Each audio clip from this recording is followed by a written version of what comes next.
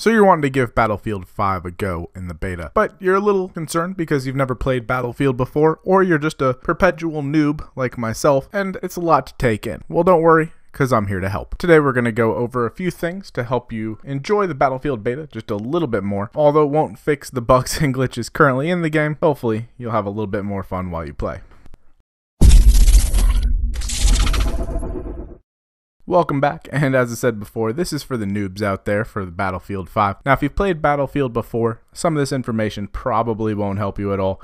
But if you want to stick around, I'd greatly appreciate it. That way you can let me know what I've missed and leave a comment down below on any tips that you may have for new players coming over to the Battlefield series. So the first thing we want to take a look at is the classes. There are 4 trooper classes you can play as. You have your assault, which is your rifles. You have the medic, which is your submachine guns and ability to heal. You have the support, which is your heavy weapons, your LMGs. And then you have the recon class, which is your snipers. Depending on how you play, you'll want to pick a class that best suits you. Personally, I like to play the medic since I constantly feel like I need health, and we'll get into health regen here shortly. But the medic allows you to constantly have health available to you and to help your teammates out and give them health as well. So the first thing we're going to talk about here is just resources. So Battlefield 5 has included a new system that hasn't been in any other Battlefield game, and that's limited resources. So you're going to be starting each round or each life with not nearly as much ammo as you actually need. This is different from every other Battlefield game. While it was possible to run out of ammo in other Battlefields, it was unlikely, to be honest. At least for me, because I'm reckless. But in this one, you only have 2-3 magazines total once you load in. You have the one that you currently have and then 2 in your pack. So you're going to need ammo throughout the match. There's a couple ways you can get it. You can either get it from supply crates that are located around the map and have the ammo icon, or you can get it from dead enemies, or you can get it from one of your squad mates. Now, one thing to note is that the ammo that you load in with, your 3 magazines, is not the maximum amount you can carry. So right when you start in and you take your first objective point, on each objective point in Conquest, there seems to be an ammo crate there. So go ahead and load up, get yourself a few extra magazines. I believe you can carry 2 additional magazines than what they start you with. That way you're not going to need ammo nearly as quickly as everyone else. Another resource that you're going to have is your health packs. So in this game, health does not regenerate like it used to. You won't go all the way from no health to full health. You do regenerate a little bit, and it looks like Westy on Twitter earlier today had said it's 30 health, but he doesn't have a time frame listed there. So I'm going to take his word for it because he's a smart man and plays a lot of Battlefield. So he says 30 health is what you gain back. Now, that's not going to bring you to full health the majority of the time, since you're going to be way below 30 health down or 70 health total when you start getting shot. So you're going to need health packs. Now, health packs, it will show next to your health bar at the bottom of your screen. To the left of it, you'll see a little pack icon, and you'll have a number there. You can have 1 health pack on you at a time, and you pick these up either from a medic, or you can pick them up from medic crates, similar to the ammo crates located around the map. Once you have it, you can use the up arrow if you're on PlayStation. You hold it down and it'll auto heal you back up to full health, and then that health pack will be used and you'll need to pick up another one. So just keep that in mind while you're running around the map. If you're in an objective point and you've taken it and it's secure, now don't go for it if it's not secure, but if it's secure, go ahead, grab yourself a medic kit.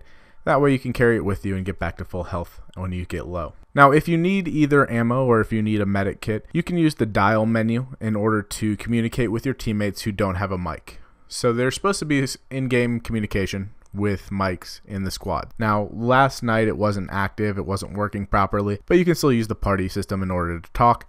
But if you're in there with randoms, you can use the dial system in order to say if you need ammo, health. You can say thank you if someone revives you. The dial system is your friend.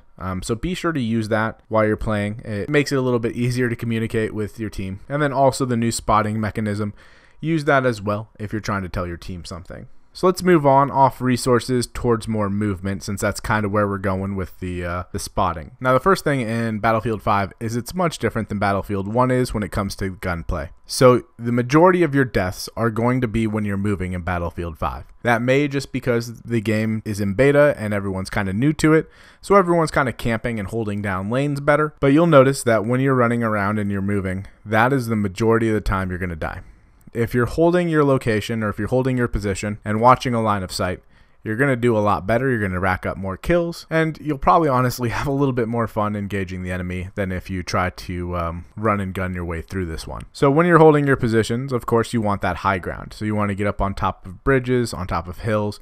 If you're in like a little city area, make sure you get to the roofs or inside the buildings, so that way you're not exposed completely. And that way it's just a little bit easier to engage your enemy combatant. Most weapons in Battlefield 5 also differ from Battlefield 1 in that they do have fully automatic and single fire options. Now in Battlefield 1 it was a lot easier and a little bit more intuitive, in my opinion, to change your rate of fire. You can change it now by holding down your switch weapons ability, or triangle if you're on the PlayStation. If you hold it down, it'll switch you from fully auto to single fire, or single fire back to fully auto for the most part, depending on your weapon. Now, I don't like that a whole lot. I wish it was on a different key, because sometimes you do pull out your pistol when you're not meaning to. But if you're looking for the way to switch your weapon from full auto to single fire, because if you're engaging a long range target, you're not going to want full auto, especially with your limited rounds available. You can't really spray down a long distance target and then still have rounds available left to you to take on in the next closer one. So switch it to semi-fire,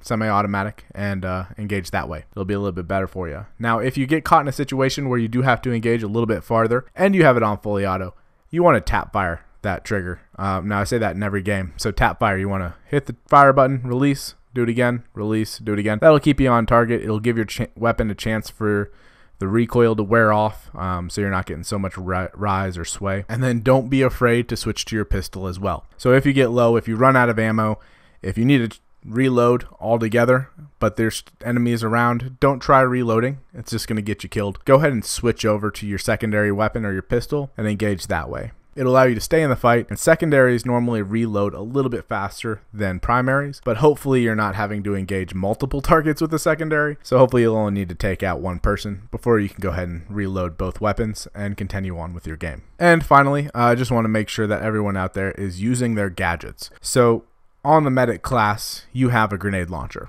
Now, I forget to use it all the time, but whenever you're engaging someone and they're in a building, you can use that grenade launcher to bring the wall down, so that way you have a better shot at your target. So a lot of times I forget that, and I will try to rush inside the building to engage and end up dying because there's multiple people there. Instead, use that grenade launcher, use your explosives to take down the walls of the buildings. Now, they're not effective at killing people so far from what I found, but they are pretty effective at destroying stuff. So just keep that in mind while you're out there playing.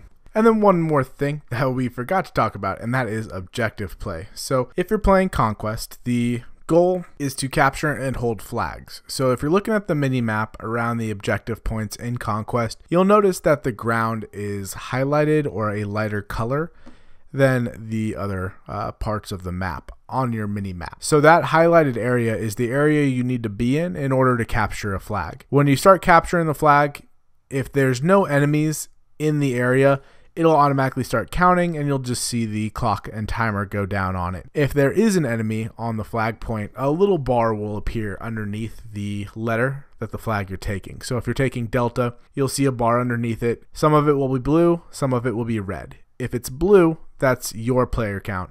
If it has red on it, that's the enemy player count. So it doesn't tell you exactly how many enemies are there, but it does let you know that there is an enemy within that flag capture area. So you just kind of want to be aware of that, so that way you don't leave a flag undefended where, you know, it's 1-1. If it's like split down the middle, then you have equal number and the flag won't progress. But if you have more on one and less on the other, then it will progress. So if you have more friendlies there, you'll start capturing or holding. If there's more enemies there, they'll start capturing or holding. If it's equal, then it's whoever gets killed first. And then to end up winning the game, if you look at the top of the screen, you'll see two numbers, one again blue, one red. The team that hits 0 first will lose the game, and those numbers go down several ways. The fastest way is by holding objective points. So the team that holds the least amount of objective points will bleed tickets. So that number will just decrease at a steady rate depending on how many points they hold. And then the other way is by kills. So every kill is considered one death or one ticket. So each time a friendly dies, your team loses one ticket. And there's going to be a lot of deaths in Battlefield 5. The game is a lot of fun. I do enjoy Battlefield 5. It does have its problems. It does have its flaws. It's by no means a perfect game, but for the most part, I do enjoy it quite a bit. So in the comments, let me know what kind of information you're looking for, or you're needing for Battlefield 5 so that you can enjoy the game a little bit more, and hopefully we can help provide that. If you have an answer to somebody's comment, be sure to help them out, because we're here to help each other. That's what this is all about. It's about community, it's about camaraderie, and most importantly, teamwork makes the dream work. So be sure to hit that like button, subscribe, comment, share with your friends on the Twitterverse, whatever you'd like to do. I appreciate your guys' time. I hope you have a wonderful day, and I'll see you in game.